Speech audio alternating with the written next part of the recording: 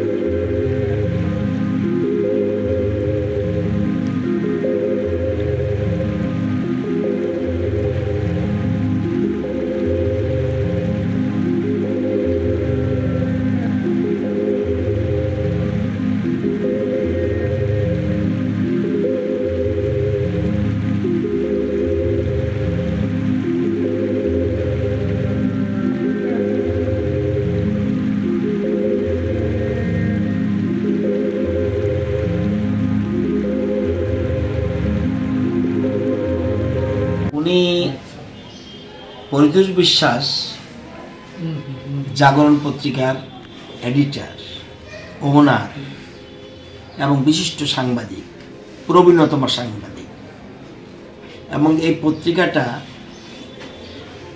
শুরুতে আমি যতটুকু জানি, অন্যরা থাকতে পারে, জাগরণ এবং গণরাজ এই দুটা পত্রিকা আমাদের রাজ্যের সবচেয়ে প্রাচীন বলে আমি জানি। এবং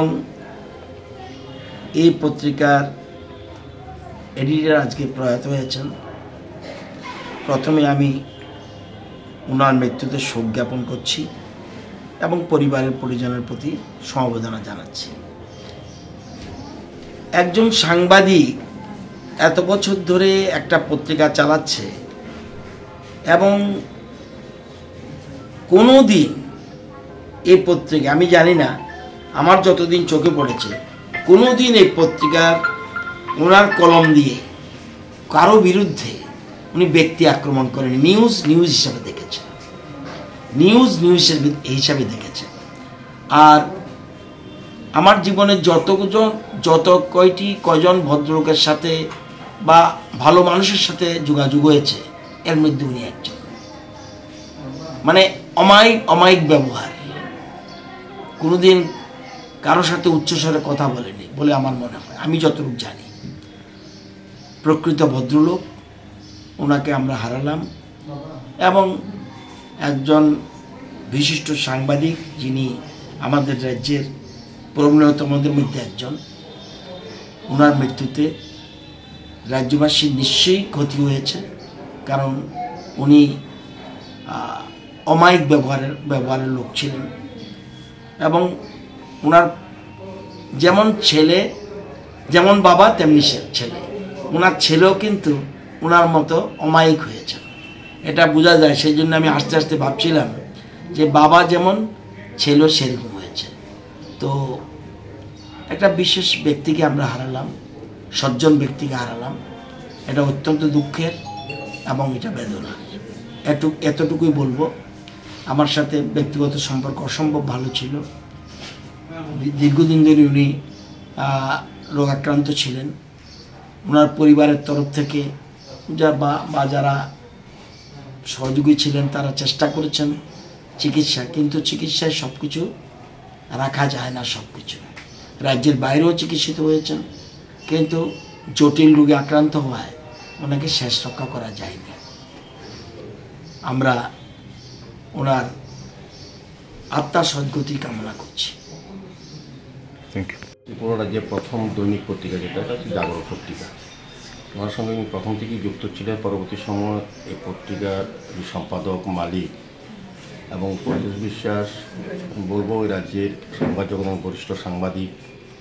ওনার সঙ্গে আমার ব্যক্তিগত অনেক দিনের পরিচয় ছিল এবং ভালো মানুষ হিসাবে ওনাকে আমি জানি। বিভিন্ন সময় আগরতলা পৌর নিগমের বিভিন্ন সমস্যা নিয়ে উনি আমাকে অনেক সময় ডাকতেন, আমি আসতাম, পরামর্শ দিতেন, আলোচনা করতেন। তো আমি বলবো আজকে সংবাদ জগতে যেমন ক্ষতি হয়েছে, রাজ্যবাসীর জন্য একটা ক্ষতি হয়েছে, কারণ উনি সমস্ত রাজ্যবাসীর সমস্ত সুখ দুঃখের কথা নিরপেক্ষভাবে যিনি পত্রিকার মাধ্যমে রাজ্যের মানুষকে জানাতেন বা ব্যবস্থা গ্রহণ করার পরামর্শ দিতেন। সেক্ষেত্রে আজকে আমি বলবো যে রাজ্যের একটা বিশাল ক্ষতি হয়েছে সংবাদ জগৎ সহ আমাদেরও। ব্যক্তিগতভাবে একজন বলবো যে ভালো মানুষকে হারালাম। আজকের এই দিনে আমি শুধু বলবো যে ওনার দিদি আত্মা যাতে শান্তি লাভ করে, ওনার পরিবারের প্রতি আমাদের রাজ্য সরকার, আমাদের রাজ্যবাসী এবং আমরা যারা সংবাদ জগৎ সবাই আছি, সবাই কিন্তু আমরা থাকবো।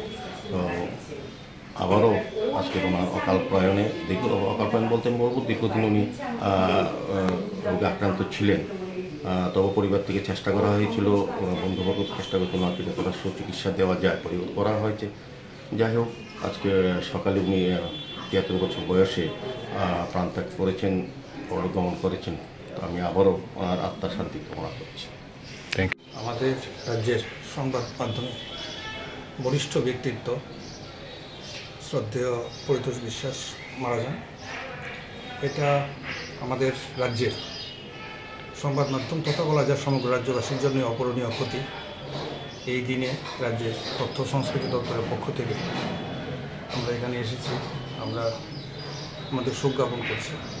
পাশাপাশি ওনার শোকাহত পরিবারকেও সমবেদনা জানাই। প্রার্থনা করি যেন ভগবান আমাদেরকে শক্তি দেন, এই যে বেদনা থেকে যেন তারা উত্তরণ হতে পারে। পাশাপাশি এটাই বলবো যে রাজ্যের সংবাদ মাধ্যমের সঙ্গে যে সুদীর্ঘ ইতিহাস, সেই ইতিহাসকে গড়ে তুলতে যে কয়েকজন ব্যক্তিত্ব প্রথমেই নাম চলে আসে, তার মধ্যে ওনার নাম অন্যতমদের মধ্যে একজন। তাই উনি হয়তো আজকে পৃথিবীর যে আমাদের লৌকিকদের মতো পরলোকগমন করেছেন, কিন্তু ওনার কীর্তি স্মরণীয় হয়ে থাকবে সামনের দিনে এবং সামনের সংবাদ মাধ্যমের সঙ্গে যারা সংশ্লিষ্ট। কারণ আমরা জানি সংবাদ মাধ্যমে তো প্র্যাকটিক্যালি জনমত তৈরি করে, সেক্ষেত্রে এখনের যারা জেনারেশনে কাজ করছে তাদের কাছে ওনার কর্তব্য ওনাকে